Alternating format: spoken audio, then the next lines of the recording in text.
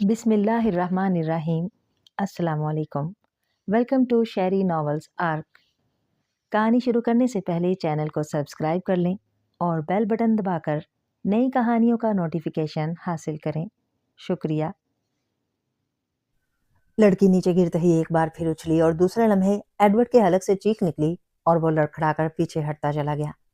लड़की ने हैरत अंगेज अंदाज में पैरों पर उछलकर छलांग लगाई थी और जिस तरह कोई परिंदा फिजा में उठता है इस तरह उसने उछलकर एडवर्ड के सीने पर सर की टक्कर मारी और एडवर्ड ने चीख मारकर पीछे हटते ही वो नीचे गिरती हुई यकलख्त करवट बदल गई लेकिन उसी लम्हे जॉनसन उछलकर उस पर आ गिरा और उसने अपने जिस्म का पूरा बोझ लड़की पर डालकर उसे बेबस कर दिया। इसे उठाकर बेंच पर डालो, अब मैं पहले इससे हिसाब करूंगा फिर इससे बात करूंगा, एडवर्ड ने गुस्से से चीखते हुए कहा और उसका हुक्म सुनते ही जॉनसन जैसे ही उठने लगा वो बुरी तरह चीखता हुआ उलटकर लड़की के सर के ऊपर से होता हुआ फर्श पर जा गिरा। उसके दबाव के ढीले होते ही लड़की ने यकलख्त घुटने सुकेड़कर उसकी नाफ पर पूरी कुव्वत से जरब लगाकर उसे अपने सर पर से उछाल दिया था और जॉनसन के इस तरह गिरते ही वो लड़की एक बार फिर उछलकर खड़ी होने लगी ही थी कि एडवर्ड ने बढ़कर पूरी कुव्वत से उसके पहलू पर लात मारी और लड़की के हलक से चीख निकली और वो फर्श पर गिरकर तड़कने लगी। एडवर्ड पर तो जैसे वहशत का दौरा सा पड़ गया। उसने उछल उछल कर उसकी पसलियों पर भरपूर ठोकरें मारनी शुरू कर दी और चंद लम्हों बाद उसने जब अपने आप को बमुश्किल रोका तो लड़की का जिस्म एक बार फिर साकित हो चुका था। वो पसलियों पर मुसलसल और शदीद जरबे खाने की वजह से बेहोश हो चुकी थी। ये तो बंदी होने के बावजूद इस कदर खतरनाक है तो खुली होने पर क्या उदम मचाएगी। ऐसा करो, इसे सतून से अच्छी तरह बांध दो, एडवर्ड ने दांत पीसते हुए कहा और जॉनसन ने उठकर लड़की को उठाया और उसे सतून के साथ लाकर पहले उसकी रस्सियां खोली और फिर उसे सतून के साथ खड़ा करके वही रस्सी उसने उसके जिस्म और सतून के गिर्द लपेट कर अच्छी तरह बांध दी। अब लड़की के हाथ और पैर तो आजाद थे लेकिन जिस्म पूरी तरह सतून से बंध गया था। शायद कमरे में दूसरी रस्सी न थी इसलिए उसे मजबूरन ऐसा करना पड़ा था। एडवर्ड खामोश खड़ा ये सब होते देख रहा था।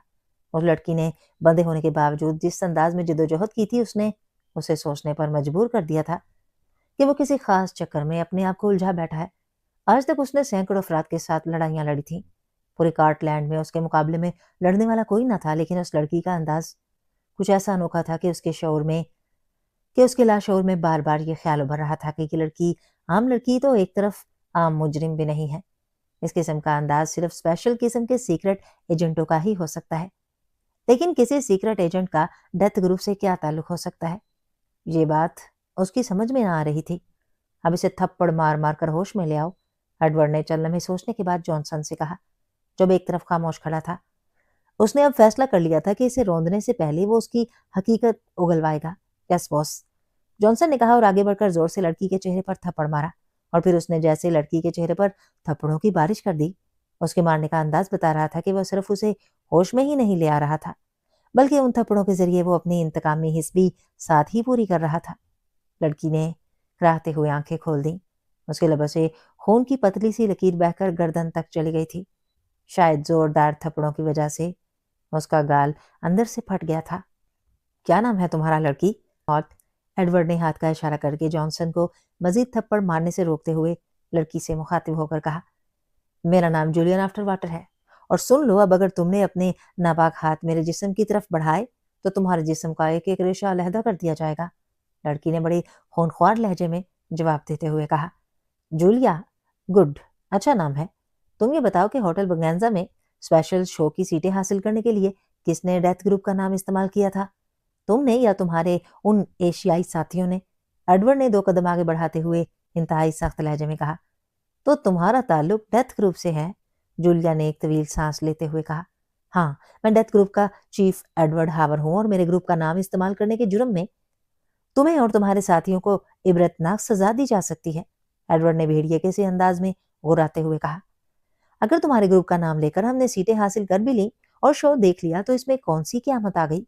जूलिया ने बुरा सा मुंह बनाते हुए कहा, क़यामत तो आ गई है, कम अज कम तुम जैसी खूबसूरत हसीना मेरे कदमों में आन पहुंची है। तुम्हारे खूबसूरत जिस्म के साथ साथ तुम्हारी दिलेरी मुझे बेहद पसंद आई है। मुझे ऐसी औरतें पसंद नहीं है जो मेरे सामने पहुंचते ही भीगी बिल्लियां बन जाती हैं। मुझे तो तुम जैसी औरत पसंद है जो खटकनी बिल्ली की तरह जिदोजहद करती है, गुर्राती है, पंजे मारती है, एडवर्ड ने कहकहा लगाते हुए कहा। सुनो एडवर्ड साहब, اب بھی وقت ہے، تو مجھے آزاد کر دو اور خود کو بھی اور اپنے اس گروپ کو بھی بچا لو۔ ہمیں تم جیسے کم حیثیت کے مجرموں سے کوئی دلچسپی نہیں ہے۔ تم جیسے لوگ تو ہمارے سامنے تنکوں سے بھی حقیر ہوتے ہیں، تھرڈ ریٹ بدماش، اور ہماری تمہارے ساتھ کوئی دشمنی نہیں ہے، اس لیے اب بھی وقت ہے۔ لیکن اگر تم نے وقت ضائع کر دیا تو پھر تم اور تمہارا گروپ حقیر چونٹیوں کی طرح مسل کر رکھ دیا جائے گا۔ جولیا نے ہونٹ بھینچتے ہوئے تلخ لہجے میں جواب دیا۔ واہ، اس کو دلیری کہتے ہیں۔ تم شاید دنیا میں واحد انسان ہو جو ڈیتھ گروپ کو حقیر کہہ کر بھی دوسرا سانس لے رہی ہو، ورنہ زبان سے لفظ بعد میں ادا ہوتے ہیں اور زبان پہلے کاٹ دی جاتی ہے۔ تمہارا انداز بتا رہا ہے کہ تم کوئی عام عورت نہیں ہو، بلکہ شاید سیکرٹ ایجنٹ ٹائپ کی کوئی چیز ہو۔ اگر ایسا بھی ہے تب بھی تمہیں ڈیتھ گروپ کے متعلق شدید غلط فہمی ہے۔ ڈیتھ گروپ عام مجرموں کا ٹولہ نہیں ہے، بین الاقوامی حیثیت کی تنظیم ہے جس کی جڑیں بہت سے ملکوں میں پھیلی ہوئی ہیں، اور ہمارے اشارے پر ملکوں کی قسمتیں بدل جاتی ہیں۔ تمہارا تعلق کس ملک سے ہے؟ ایڈورڈ نے بڑے فاخرانہ انداز میں ہنستے ہوئے کہا۔ ہمارا تعلق پاک ایشیا سے ہے، جولیا نے سرد لہجے میں جواب دیتے ہوئے کہا۔ پاک ایشیا سے؟ اوہ، تو یہ تم تھے جنہوں نے تھرڈ آرمی کا خاتمہ کیا ہے۔ او ویری گڈ چانس، میں تو خود تمہاری تلاش میں تھا۔ ایڈورڈ نے بری طرح چونکتے ہوئے کہا۔ تمہارا تھرڈ آرمی سے کیا تعلق ہے؟ وہ تو اسرائیلی گروپ تھا جو کارٹ لینڈ کی حکومت کا تختہ الٹنا چاہتا تھا، کیونکہ کارٹ لینڈ نے پاک ایشیا کو ایٹم کی جدید ترین ٹیکنالوجی منتقل کرنے کا معاہدہ کیا تھا۔ جولیا نے حیران ہوتے ہوئے کہا۔ تمہاری بات درست ہے، بالکل ایسا ہی تھا، لیکن تھرڈ آرمی کا چیف میرا دوست تھا۔ اس کی امانت میرے پاس موجود ہے، اور میں نے وہ امانت نہ صرف اسرائیل پہنچانی ہے بلکہ اپنے دوست کا انتقام بھی لینا ہے۔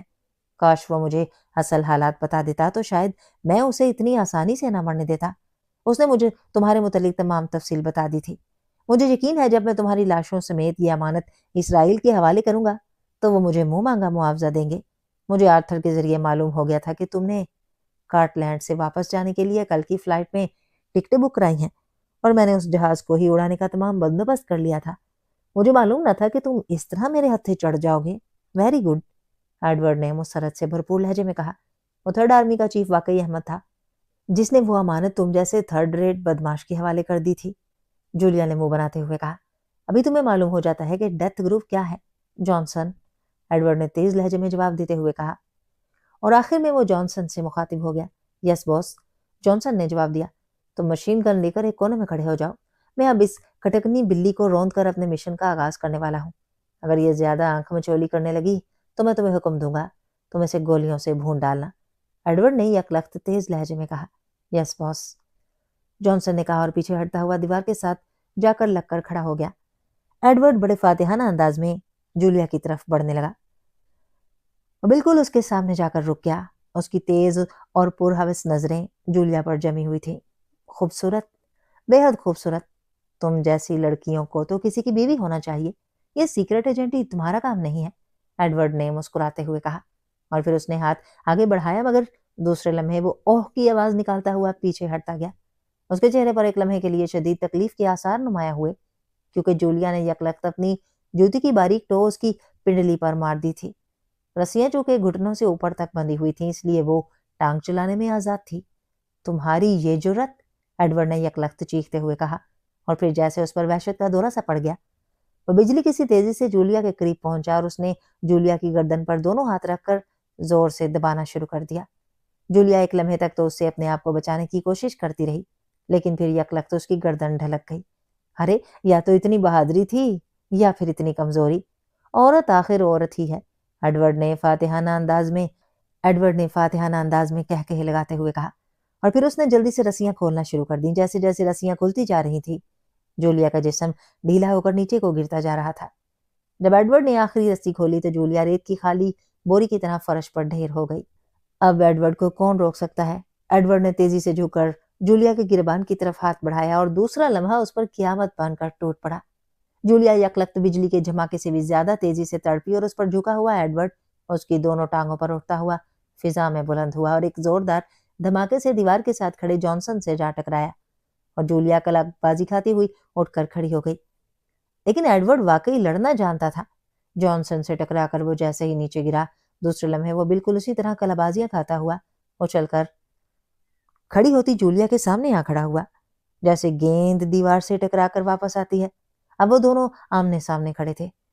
تمہاری موت میرے ہاتھوں لکھی ہے کمینے، جولیا نے دانت پیستے ہوئے کہا، اور اس نے یک لخت اچھل کر ایڈورڈ پر چھلانگ لگائی۔ ایڈورڈ بجلی کسی تیزی سے ایک طرف ہٹا، لیکن شاید جولیا کے اصل ارادے کا اندازہ ہی نہ لگا سکا تھا۔ اس نے یہی سمجھ لیا تھا کہ جولیا اس پر حملہ کر رہی ہے، حالانکہ جولیا کا اصل ٹارگٹ جانسن اور اس کی مشین گن تھی۔ وہ اس کی سائڈ سے اڑتی ہوئی سیدھی جانسن سے آ ٹکرائی، اور دوسرے لمحے جانسن نہ صرف چیختا ہوا ایک طرف جا گرا، بلکہ اس کے ساتھ ہی موجود مشین گن بھی اس کے ہاتھ میں پہنچ چکی تھی۔ جانسن نے گرتے ہی دوبارہ اچھل کر جولیا پر حملہ کرنا چاہا، لیکن جولیا نے اس پر فائر کھول دیا اور جانسن گولیوں کی بوچھاڑ کی زد میں آ گیا۔ لیکن جولیا کو بھی اس چوک کی بھاری قیمت اٹھانی پڑی۔ اسے چاہیے تھا کہ وہ پہلے ایڈورڈ پر فائر کر دیتی، چنانچہ اس سے پہلے کہ وہ گن کا رخ ایڈورڈ کی طرف پھیر دی، ایڈورڈ اچھل کر اس پر آ گرا، اور وہ دونوں ہی ایک دوسرے سے لپٹے ہوئے فرش پر لڑکتے چلے گئے۔ جیسے ہی جولیا سنبھلی، اس نے ایڈورڈ کو ایک طرف اچھالنے کی کوشش کی، لیکن ایڈورڈ یک لخت بری طرح اچھلا اور اس نے دونوں گھٹنے پوری قوت سے جولیا کے اپنے نیچے آ جانے والے بازو پر مارے، اور جولیا کے حلق سے چیخ سے نکل گئی، اس کے بازو کی ہڈی ٹوٹ گئی تھی۔ ایڈورڈ نے ایک بار پھر اچھلنے کی کوشش کی، لیکن اسی لمحے جولیا کی دونوں ٹانگیں سمٹی اور ایڈورڈ چیختا ہوا سائڈ کے بل نیچے گرا، اور جولیا نے دوسرے ہاتھ میں پکڑی ہوئی گن کو گھما کر اس کے سر پر پوری قوت سے مار دیا۔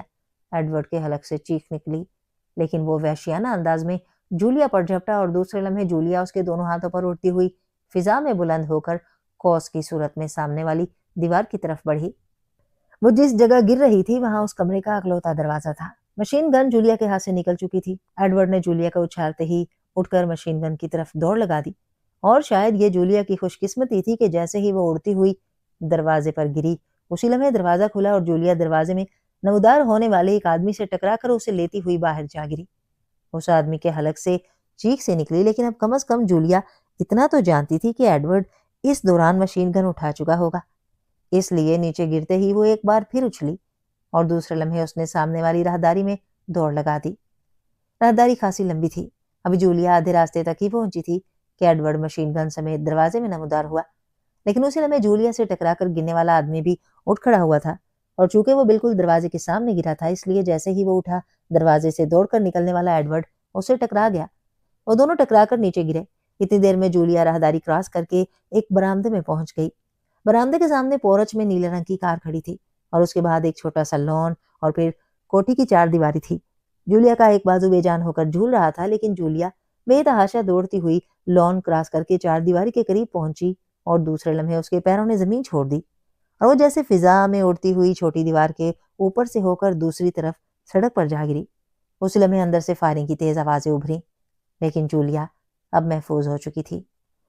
نیچے گرتے ہوئے جولیا نے پیراٹروپک انداز میں کلا بازی کھائی۔ اس طرح وہ سڑک پر پشت کے بل گرنے سے نہ صرف بچ گئی تھی، بلکہ اس کے قدم بھی زمین پر جم گئے۔ یہ کوٹھیوں کی درمیانی سڑک تھی، اور اس وقت وہاں ٹریفک موجود نہ تھا۔ جولیا سیدھی کھڑی ہوتے ہی بجلی کسی تیزی سے دوڑتی ہوئی دائیں طرف پڑی۔ اسے معلوم تھا کہ وہ لوگ ابھی سڑک پر پہنچ جائیں گے، اس لیے دوسری کوٹھی کی حدود شروع ہوتے ہی اس کا جسم ایک بار پھر فضا میں بلند ہوا، اور اس کا ہاتھ ایک لمحے کے لیے دوسری کوٹھی کی چھوٹی دیوار پر جما، اور دوسرے لمحے جولیا اس کوٹھی کے اندر لان میں کھڑی ہوئی تھی۔ یہ چھوٹی سی کوٹھی تھی، جس کے پورچ میں سرخ رنگ کی ایک سپورٹس کار کھڑی تھی۔ جولیا دیوار کے ساتھ چمٹ کر نیچے ہو کر بیٹھ گئی۔ دیوار اور لان کے درمیان قوت کے اونچے اونچے پودوں کی باڑ سی بنی ہوئی تھی۔ جولیا اس باڑ کی وجہ سے کوٹھی کے اندر موجود افراد کی نظروں سے بھی بچی ہوئی تھی۔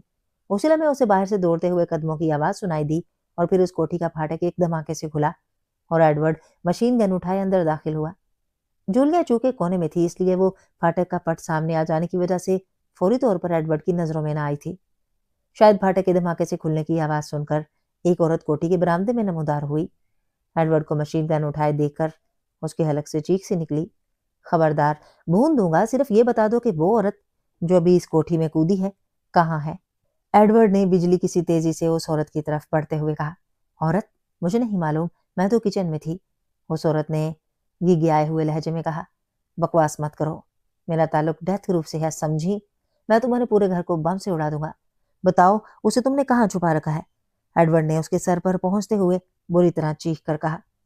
میں سچ کہہ رہی ہوں، مجھے نہیں معلوم، میں اکیلی ہوں، عورت نے انتہائی خوف زدہ لہجے میں کہا، مگر دوسرے لمحے وہ پٹاخ کی آواز کے ساتھ ہی چیختی ہوئی برآمدے کے فرش پر گری۔ میں تمہارا خون پی جاؤں گا، میں نے اسے خود اس کوٹھی میں کودتے ہوئے دیکھا ہے، ایڈورڈ نے دھاڑتے ہوئے کہا، اور دوسرے لمحے اس عورت کو بازو سے پکڑ کر घसीटता हुआ अंदर घुस गया। जूलिया उसकी नजरों से हटते ही तेजी से पंजों के बल भागती हुई बाड़ की आड़ लेकर फाटक तक पहुंची और दूसरे लम्हे फाटक के पट की साइड से निकलकर फाटक में से होती हुई सड़क पर आ गई। उस लम्हे उसे एक मुसाफिर बस सामने से आती हुई दिखाई दी। जूलिया दौड़कर सड़क के दरमियान आई और उसने एक हाथ उठाकर बस को रुकने का इशारा किया। बस उसके करीब आकर रुक गई। जूलिया बिजली किसी तेजी से बस में सवार हो गई। बस में चंद ही सवारियां थी। उसके सवार होते ही ड्राइवर ने बस आगे बढ़ा दी। चूंकि यहाँ बसों में कंडक्टर नहीं होते थे, इसलिए जूलिया बस में सवार होते ही तेजी से एक सीट में इस तरह दुबक गई कि बाहर से उसे ना देखा जा सके।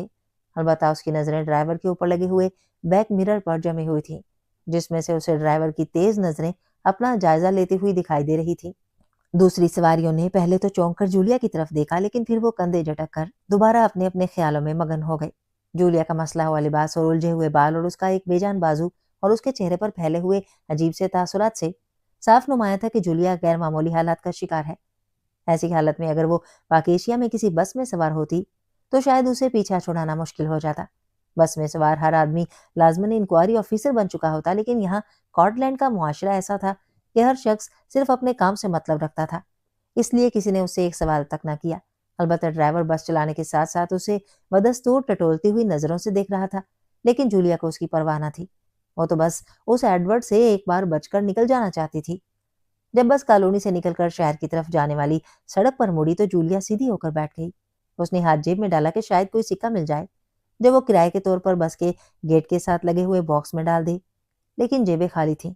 एक स्टॉप पर पहुंचते ही बस जैसे रुकी, एक बूढ़ी सी औरत उठकर दरवाजे की तरफ बढ़ी, लेकिन उसके दरवाजे तक पहुंचने से पहले ही जूलिया यकलख्त सीट से उठी और दूसरे लम्हे वो बिजली की सी तेजी से दरवाजा क्रॉस करके नीचे सड़क पर पहुंच गई। उसे सामने ही दो टैक्सियां नजर आ रही थी। वो बस से उतरकर बिजली की सी तेजी से आगे बढ़कर एक टैक्सी के करीब पहुंची और दूसरे लम्हे वो टैक्सी का दरवाजा खोलकर अंदर दाखिल हो चुकी थी। शेरटन होटल, जल्दी प्लीज, जूलिया ने तेज लहजे में अपनी तरफ मुड़ते हुए ड्राइवर से मुखातिब होकर कहा, और ड्राइवर ने सर हिलाकर टैक्सी आगे बढ़ा दी। मादाम, नाराज ना हो तो मैं पूछ सकता हूँ आपको क्या परेशानी है? ड्राइवर ने कार आगे बढ़ाते हुए हमदर्दाना लहजे में पूछा। मेरे पीछे गुंडे लग गए थे, मैं बड़ी मुश्किल से उनसे जान बचाकर निकली हूँ। प्लीज जरा जल्दी करो और अगर हो सके तो मुझे होटल फोन करा दो, जूलिया ने कहा। ओह बिल्कुल, टैक्सी में फोन मौजूद है, लेकिन शायद आपका बायां बाजू भी टूट चुका है। मैं आपको अस्पताल ना ले चलूं, ड्राइवर ने कहा। नहीं टूटा नहीं, तुम फिक्र ना करो। तुम ऐसा करो, शेरटन होटल के कमरा नंबर 12 मिला दो, जूलिया ने होंठ भींचते हुए कहा, और टैक्सी ड्राइवर ने सर खिलाते हुए डैशबोर्ड खोला और उसमें मौजूद टेलीफोन के डायल पर शेरटन होटल के नंबर प्रेस किए और माइक हाथ में ले लिया। Sheraton hotel. चंद लम्हों बाद दूसरी तरफ से आवाज सुनाई दी, रूम नंबर 12 मिलवा दे, टैक्सी ड्राइवर ने कहा और माइक जूलिया की तरफ बढ़ा दिया। यस। चंद लम्हों बाद ही जूलिया के कानों में कैप्टन शकील की आवाज सुनाई दी। मैं टैक्सी से फोन कर रही हूँ, आप होटल की बैरूनी लॉबी में आ जाएं, मैं अभी वहां पहुंचने वाली हूँ। जूलिया ने अपना और कैप्टन शकील का नाम लिए बगैर कहा और माइक के साथ लगा हुआ बटन प्रेस करके माइक वापस टैक्सी ड्राइवर की तरफ बढ़ा दिया। तकरीबन 10 मिनट की मजीद ड्राइविंग के बाद टैक्सी होटल शेरटन के कंपाउंड में दाखिल होकर आउट लॉबी में जाकर रुक गई। कैप्टन शकील लॉबी में मौजूद था। थैंक यू ड्राइवर, किराया मेरा साथी देता है, जूलिया ने कहा और दरवाजा खोलकर नीचे उतर गई। कैप्टन शकील उस वक्त तक करीब पहुंच चुका था। किराया दे दें, जूलिया ने कैप्टन शकील से मुखातिब होकर कहा और कैप्टन शकील ने सर हिलाते हुए जेब से पर्स निकाला और टैक्सी ड्राइवर को किराया दिया और फोन की कॉल की अदायगी की और वापस जूलिया की तरफ मुड़ गया, जो तेज तेज कदम उठाती लिफ्ट की तरफ बढ़ी जा रही थी। आप वहां अब आर्थर के मेकअप में जाएंगे? सफदर ने अल्फ्रेड बार से बाहर निकलकर कार में बैठते हुए पूछा। इतना वक्त नहीं है, मैं सिर्फ थोड़ा सा वक्त चाहता था ताकि वो लोग जूलिया को तंग न करें, इमरान ने होंठ भेजते हुए कहा और सफदर ने सर हिला दिया। असलहे का क्या होगा? सफदर ने चलन में खामोश रहने के बाद पूछा। असलहा अब उन्हीं से छीनना पड़ेगा, इमरान ने कहा और सफदर ने इस बात में सर हिला दिया। 6th एवेन्यू शहर के बिल्कुल दूसरे किनारे पर था, इसलिए सफदर को ट्रैफिक की मुकर्ररा स्पीड से कार चलाते हुए वहां तक पहुंचने में 10 मिनट से ज्यादा लग गए। तेज रफ्तारी का ऐसे मौके पर फायदे की बजाय नुकसान ही होना था, क्योंकि मुकर्रर रफ्तार से ज्यादा होते ही पुलिस की गाड़ी उनके पीछे लग जाती और फिर चालान और जुर्माने भरने में काफी वक्त जाया हो जाता।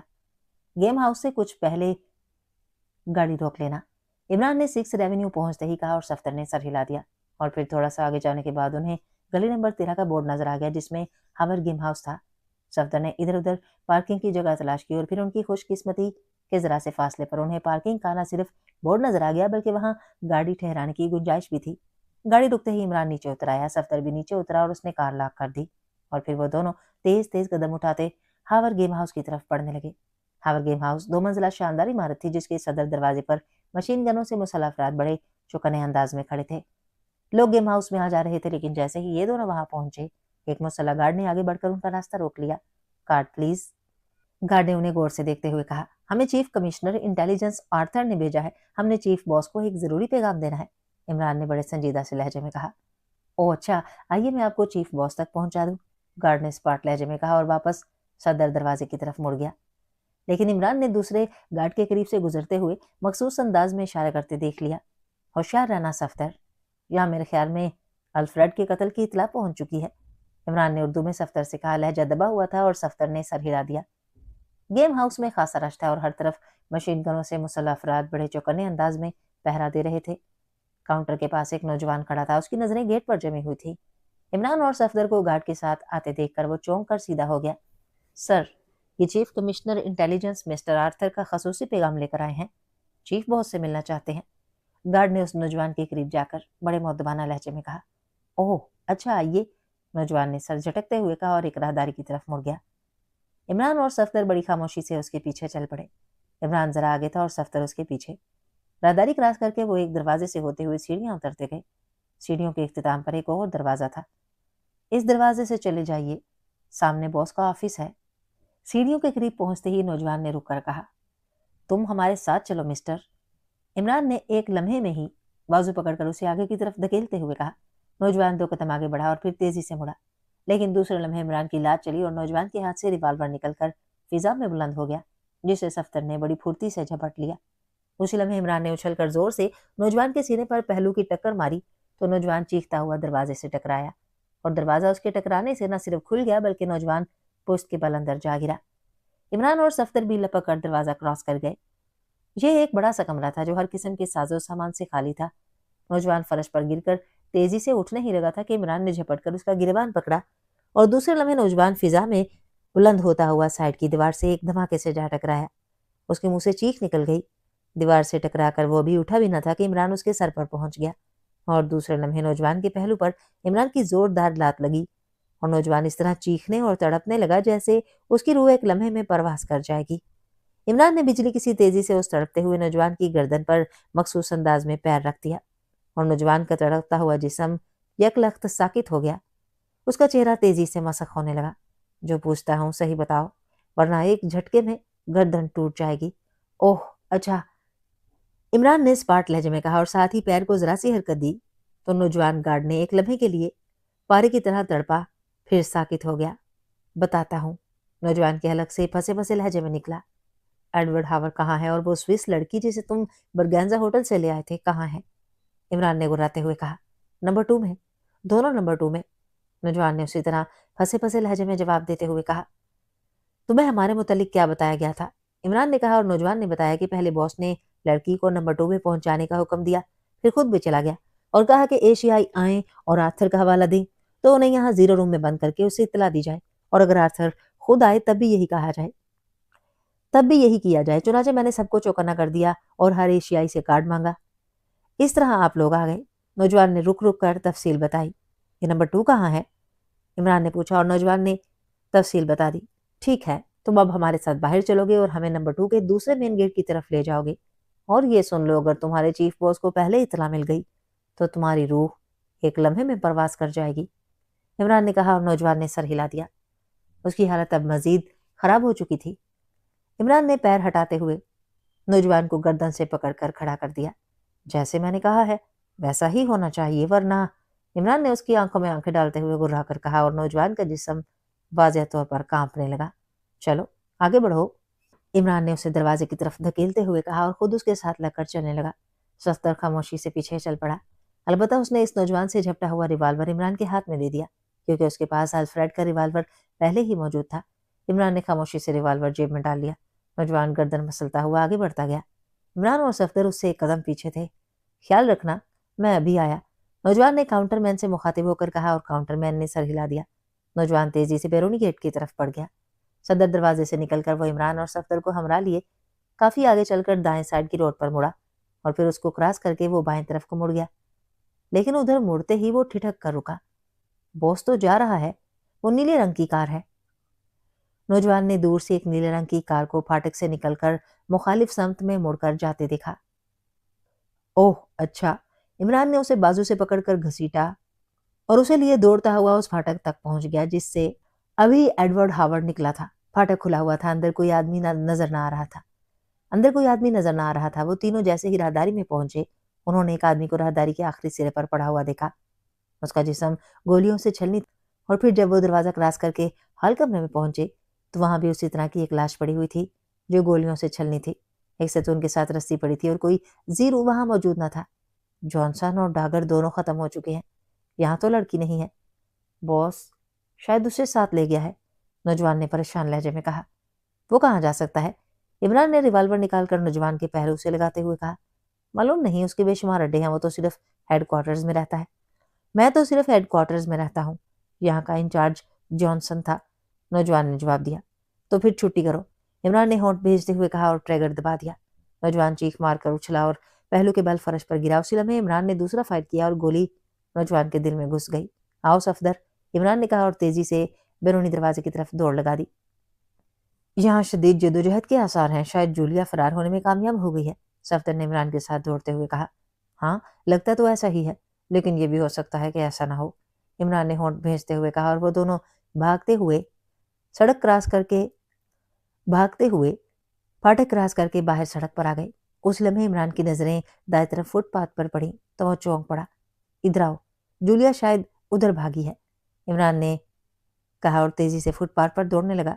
فٹ پاتھ پر دیوار کے ساتھ ایسی گرد پر فلیٹ زنانہ ایڑی کے نشانات موجود تھے جن کا فاصلہ بتا رہا تھا کہ اس جوتے والی بھاگ رہی ہے۔ نشانات ساتھ والی کوٹھی کے آغاز کے ساتھ ہی ختم ہو گئے۔ اگر یہ جولیا ہے تو یقیناً اس کوٹھی میں کود گئی ہے، عمران نے کہا اور تیزی سے اس کوٹھی کے پھاٹک کی طرف بڑھ گیا۔ پھاٹک کھلا ہوا تھا، اندر پورچ میں سرخ رنگ کی سپورٹس کار موجود تھی۔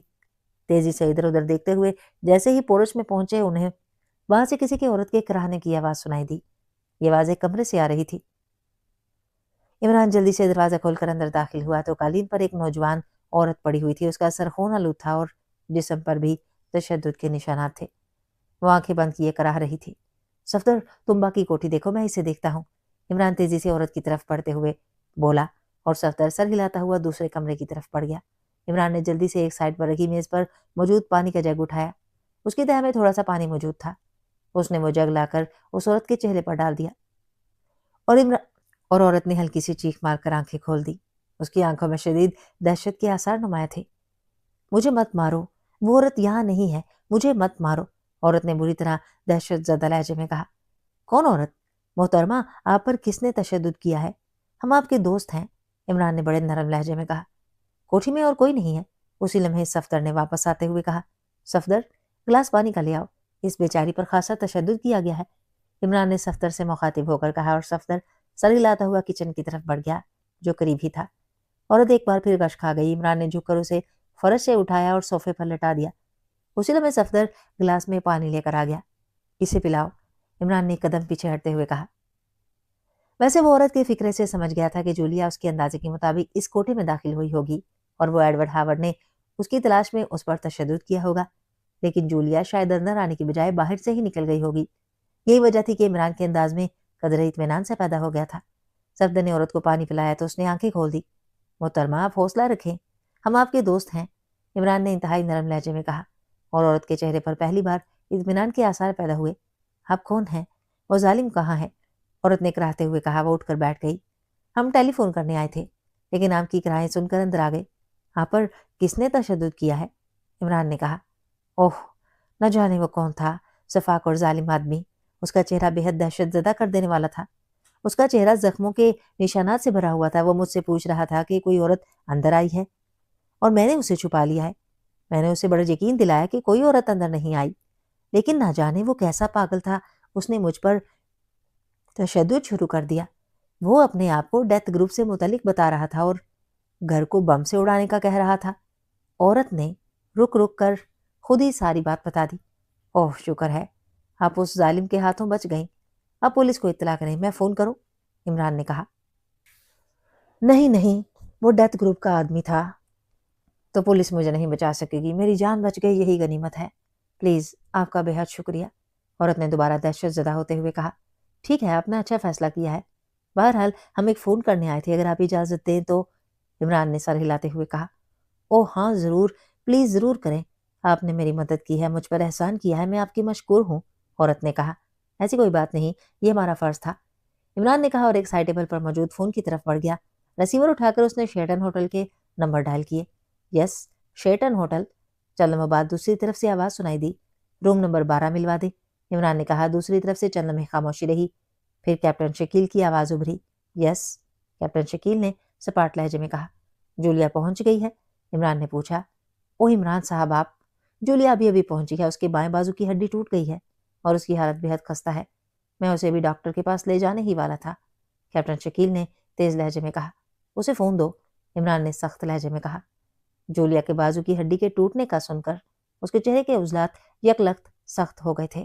یس، چند لمحوں بعد جولیا کی آواز ریسیور پر ابھری۔ جولیا، تم صحیح سلامت نکل آنے میں کامیاب ہو گئی ہو نا؟ عمران نے کہا۔ ہاں عمران، میں بچ کر نکل آئی ہوں، ورنہ وہ لوگ تو پاگل تھے۔ اور سنو، ان کا وہ چیف بتا رہا تھا کہ 3rd آرمی کے باس نے اس کے پاس کوئی امانت رکھوائی تھی، وہ اس کا دوست تھا، اور یہ بھی سن لو کہ اس نے ہمارے جہاز کی سیٹوں کا پتہ چلا لیا تھا اور وہ کل اس جہاز کو ہی اڑانے والا تھا۔ جولیا نے تیز تیز لہجے میں کہا۔ اچھا، پھر تو ہمارا شو دیکھنا اچھا رہ گیا۔ بہرحال تم فکر نہ کرو، اب اس کی شامت آ گئی ہے، تمہاری ہڈی ٹوٹنے کا بدلہ اس کا پورا گروپ دے گا۔ اور سنو، تمہاری ان سیٹوں اور جہاز والی بات سے مجھے اندازہ ہو گیا ہے کہ تم نے اس پر اپنی حقیقت کھول دی ہوگی۔ تم ایسا کرو کہ کیپٹن شکیل اور تنویر کے ساتھ فوری طور پر ہوٹل چھوڑ دو، فرنٹ سائڈ سے مت جانا بلکہ ایمرجنسی ڈور استعمال کرنا، اور وہاں سے سامان بھی ہٹا دو، اور ایجرٹن روڈ کی کوٹھی نمبر 60 پہنچ جاؤ، میں اب وہیں پہنچ رہا ہوں۔ عمران نے کہا۔ کیوں؟ ہوٹل کیوں چھوڑ دیں؟ جولیا نے حیران ہوتے ہوئے کہا۔ یہ گروپ یہاں بے حد منظم ہے، اس نے جلدی تمہیں اس ہوٹل میں ڈھونڈ لینا ہے، اس لیے تم فوراً ہی جگہ چھوڑ دو اور بے فکر رہو، وہاں کوٹھی پہنچ کر میں خود تمہاری ہڈی جوڑ دوں گا۔ عورتوں کی ہڈیاں توڑنے جوڑنے کا فن بہت آتا ہے مجھے، عمران نے کہا اور جلدی سے ریسیور رکھ دیا۔ عورت اس دوران باتھ روم میں جا چکی تھی۔ آؤ صفدر، اب نکل چکے ہیں، جولیا بخیریت پہنچ گئی ہے، فی الحال اتنا ہی کافی ہے، عمران نے کہا اور تیزی سے دروازے کی طرف بڑھ گیا۔ بخیریت کہاں پہنچی ہے؟